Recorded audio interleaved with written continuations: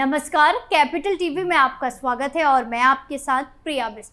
BJP ने 3 राज्यों में अपना कमल खिलाया, लेकिन अब तक किसी भी राज्य में सीएम के नामों का ऐलान नहीं हुआ है, जिसकी वजह से कई नामों को लेकर चर्चाएं हो रही है। लेकिन अब बीजेपी आलाकमान की तरफ से एक कदम इस दिशा में बढ़ाया गया, जिससे तीनों राज्यों को नया सीएम जल्द ही मिलने वाला है।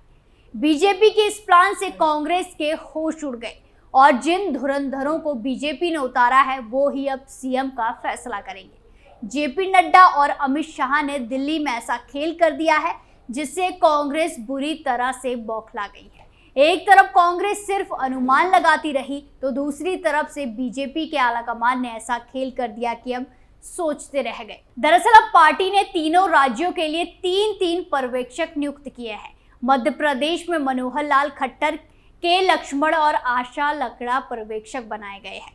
वहीं राजस्थान के लिए रक्षा मंत्री राजनाथ सिंह, विनोद तावड़े और सरोज पांडे को पर्यवेक्षक नियुक्त किया गया है। वहीं छत्तीसगढ़ के लिए अर्जुन मुंडा, सर्बानंद सोनोवाल और दुष्यंत कुमार गौतम को पर्यवेक्षक बनाया गया है। तीनों राज्यों में मुख्यमंत्री की कुर्सी किन किन नेताओं को मिलेगी, बीजेपी इन्हीं पर्यवेक्षकों की रिपोर्ट के आधार पर तय करेगी। सूत्रों के मुताबिक मध्य प्रदेश में बीजेपी विधायक दल की बैठक 10 दिसंबर को बुलाई गई है। ये बैठक दिल्ली से भेजे गए पर्यवेक्षकों की मौजूदगी में होगी।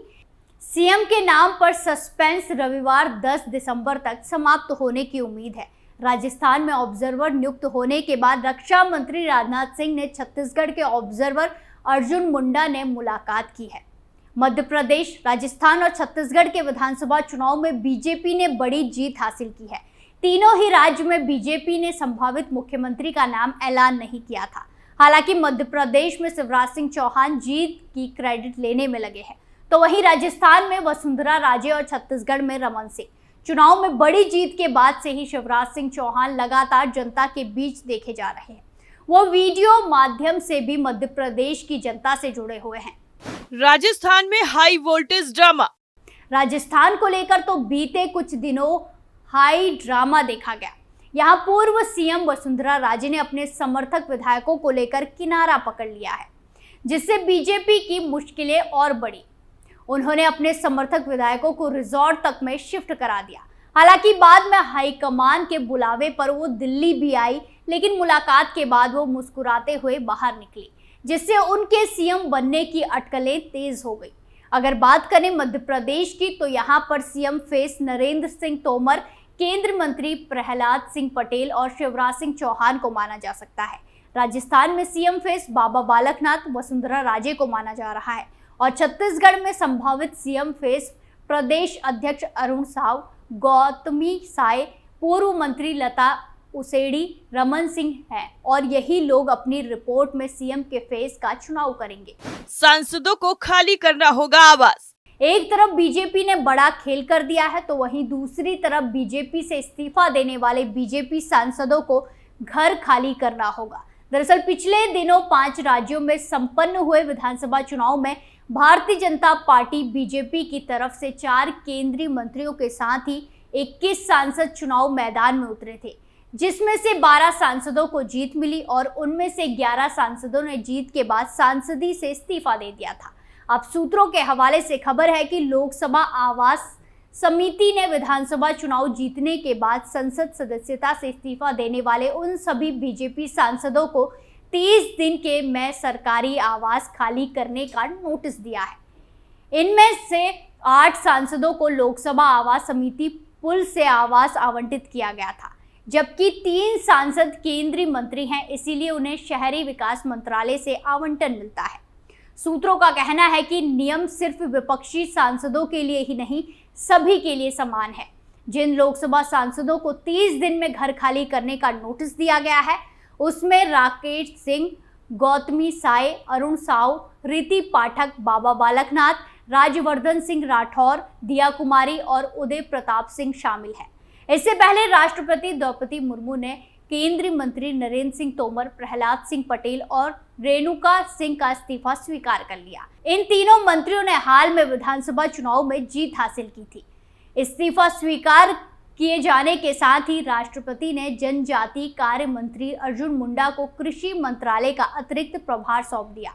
पीएम मोदी की सलाह पर राष्ट्रपति ने अर्जुन मुंडा को कृषि मंत्रालय और किसान कल्याण मंत्रालय का अतिरिक्त प्रभार सौंपा, जबकि इलेक्ट्रॉनिक और सूचना प्रौद्योगिकी राज्य मंत्री राजीव चंद्रशेखर को राज्य मंत्री के तौर पर जल शक्ति मंत्रालय का अतिरिक्त प्रभार सौंप दिया गया है। इसी तरह केंद्र कृषि और किसान कल्याण राज्य मंत्री शोभा करंदलाजे को खाद्य प्रसंस्करण उद्योग राज्य मंत्री का अतिरिक्त प्रभार सौंपा गया है। इससे पहले बीजेपी ने फैसला किया था कि हाल में चुने गए उसके सभी 12 सांसद अपने पद से इस्तीफा दे देंगे। इसके बाद केंद्रीय मंत्रियों नरेंद्र सिंह तोमर, प्रहलाद पटेल और रेणुका सिंह ने इस्तीफा दे दिया। इन इस्तीफों के बाद माना जा रहा है कि वो राजस्थान, मध्य प्रदेश और छत्तीसगढ़ में नई सरकारों में शामिल हो सकते हैं। छत्तीसगढ़ से लोकसभा सांसद रेणुका सिंह ने भरतपुर सोनहत सीट से जीत दर्ज की थी। अन्य सांसदों में मध्य प्रदेश से उदय प्रताप सिंह, रीति पाठक और राकेश सिंह के अलावा राजस्थान से राज्यसभा सांसद किरोड़ी लाल मीणा, राज्यवर्धन सिंह राठौर और दिया कुमारी के साथ साथ छत्तीसगढ़ से गौतमी साय और अरुण साव शामिल है। मीणा के अलावा सभी सांसद लोकसभा सांसद थे। कैलाश विजयवर्गीय का बयान। भारतीय जनता पार्टी ने मध्य प्रदेश, राजस्थान और छत्तीसगढ़ में प्रचंड बहुमत से जीत हासिल की है। हालांकि अभी तक इन राज्यों में मुख्यमंत्री कौन होगा, इस पर मुहर नहीं लगी सकी है। दिल्ली में बैठकों का दौर जारी है। इस बीच बीजेपी के महासचिव कैलाश विजयवर्गीय ने एक बड़ा दावा किया है और उन्होंने बताया कि कब तक ये मसला सुलझ सकता है। हालांकि उन्होंने ये नहीं बताया कि विधायक दल का नेता कौन होगा। उन्होंने कहा कि पार्टी 10 दिसंबर तक मध्य प्रदेश, राजस्थान और छत्तीसगढ़ के लिए मुख्यमंत्री का नाम फाइनल कर लेगी और ये सस्पेंस खत्म हो जाएगा। दरअसल बीजेपी ने प्रधानमंत्री नरेंद्र मोदी के चेहरे पर तीनों राज्यों में चुनाव लड़ा था। सीएम पद के फेस को लेकर ऐलान नहीं किया गया था। मध्य प्रदेश में बीजेपी की जीत का श्रेय लाडली योजना को दिया जा रहा है। इसको लेकर विजयवर्गीय ने कहा कि मैं काल्पनिक प्रश्नों का उत्तर नहीं देता। मैंने कहा मोदी मैजिक चला है, ये नहीं कहा कि लाडली बहना योजना नहीं चली। मैंने कहा सारी योजनाएं चली हैं। नरेंद्र मोदी का मैजिक तीनों राज्यों में चला है। उन्होंने आगे कहा कि छत्तीसगढ़ और राजस्थान में लाडली बहना योजना नहीं थी। उन्होंने आगे कहा कि छत्तीसगढ़ की बहुत बड़ी जीत है, इसीलिए सिर्फ और सिर्फ पीएम मोदी का नेतृत्व, अमित शाह की रणनीति और जेपी नड्डा की पोलिंग बूथ और पन्ना प्रमुख की नीति कारगर साबित हुई है। वहीं सीएम पद को लेकर विजयवर्गीय के नाम के भी कयास लगाए जा रहे हैं। इस पर उन्होंने कहा कि मेरे पास अभी बहुत बड़ी जिम्मेदारी है। वो बीजेपी के राष्ट्र महामंत्री हैं। ईवीएम पर उठाए जा रहे सवाल पर बीजेपी के महासचिव ने कमलनाथ पर हमला बोला और कहा कि जब उनका बेटा चुनाव जीतता है तो ईवीएम सही है, हिमाचल में जीते तो ईवीएम सही है, लेकिन जब भी वो चुनाव हारते हैं तो ईवीएम में समस्या है। मैंने पहले ही ये ट्वीट कर बताया था कि अब ईवीएम क्या करेगा। वहीं बता दें कि मध्य प्रदेश में विधानसभा की 230 सीटें और बीजेपी ने पूर्ण बहुमत हासिल करते हुए 163 सीटों पर जीत हासिल की थी। कांग्रेस 66 सीटों पर ही सिमट गई थी, जबकि अन्य के खाते में 1 सीट गई। कांग्रेस को पूरा विश्वास था कि वो सत्ता में आने वाली है, लेकिन सारे के सारे अनुमान धरे के धरे रह गए। यानी कुल मिलाकर मध्य प्रदेश में सियासी उठापटक चल रही है और बीजेपी इस बार भी खेल करने के मूड में नजर आ रही है। अब देखना होगा कि बीजेपी किस पर भरोसा जताती है। एमपी का रण में फिलहाल के लिए इतना ही। बाकी तमाम खबरों के लिए देखते रहिए कैपिटल टीवी। नमस्कार।